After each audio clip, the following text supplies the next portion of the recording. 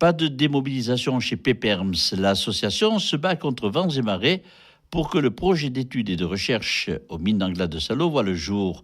Elle arpente le terrain et ce mardi soir, certains de ses membres ont pu, certes non sans difficulté, assister à la projection du film Mine de rien à la Maison du Haut-Salade à Seix. Une projection proposée par la toute nouvelle association Stop Mine à Salo. Hélène Nirascou, coprésidente de l'association Péperms, a pu pénétrer dans le sein des saints. Gilbert Gilles, lui, membre de l'association, est resté à la porte. Hélène Nirascou. Certains d'entre nous sommes présentés pour entendre ce qui allait se dire dans ce film et voir ce film. Ce film dont s'appelle Mine de rien, un film, je suppose, un petit peu orienté, puisqu'il était quand même présenté notamment avec l'appui du comité écologique ariégeois. C'est la nouvelle association Stop Mine Salo qui a fait la démarche pour la présentation de ce film à la Maison du Haut-Salade. Et cette petite salle de cinéma était déjà remplie à 80% par les opposants. En tant que sportive, je dirais que c'est une tactique qui était tout à fait acceptable. Les quelques sièges qui restaient vacants ont été interdits à certains des adhérents à l'association. Interdits pourquoi ? Eh bien, parce qu'il paraît que la salle était complète, mais lorsque j'avais gardé un siège pour Gilbert, et j'avais un siège vide à côté de moi. Ce débat était, vous m'avez dit, relativement courtois ?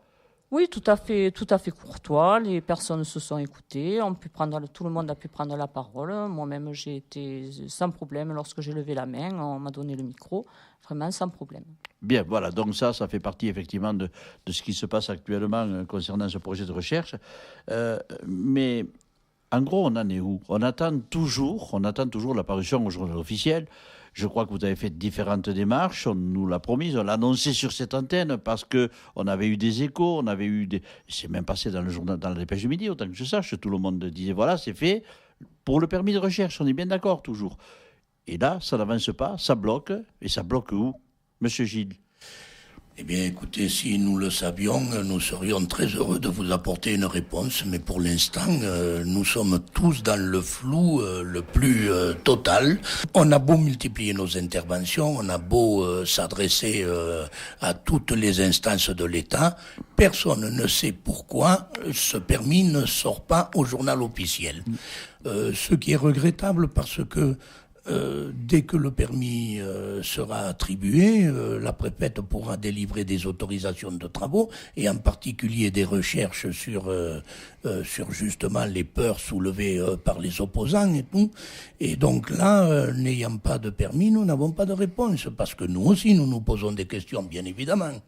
Alors la question, moi je vais pas apporter des réponses parce que je ne les ai pas plus que vous, parce que vous êtes en première ligne, mais je vais vous dire ce qui remonte quand même de tout ce qu'on entend dans les milieux des journalistes ou autres, c'est que effectivement le secrétaire d'État à l'industrie a été squeezé un petit peu par le ministre de l'écologie, Ségolène Royal, qui bloquerait sous la pression des écologistes, mettant en cause Marisol Touraine pour la santé. Alors voilà ce qui ressort aujourd'hui. Qu'est-ce qu'il y a de vrai dans tout ça ? D'abord, apparemment, vous ne le savez pas. Madame Nirascou. Ce que nous pouvons dire, c'est qu'effectivement, le dossier est passé auprès de Madame, au ministère de Madame Royal. Madame Royal l'a transmis. Est-ce qu'elle a donné son accord ? Elle a donné son accord. Bon, donc c'est pas là que ça bloque. Non, le ministère de la Santé, dans un premier temps, a bloqué et ensuite, après s'être informé, a donné son accord. Ce n'est pas là que ça bloque. Ah, donc voilà. Donc déjà, on a aujourd'hui une avancée certaine, c'est que ce n'est pas dans ces ministères que ça bloque.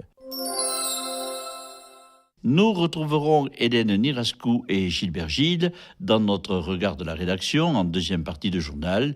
Ils vous informeront de la nouvelle pétition soumise à la signature des Couserannais. À tout de suite.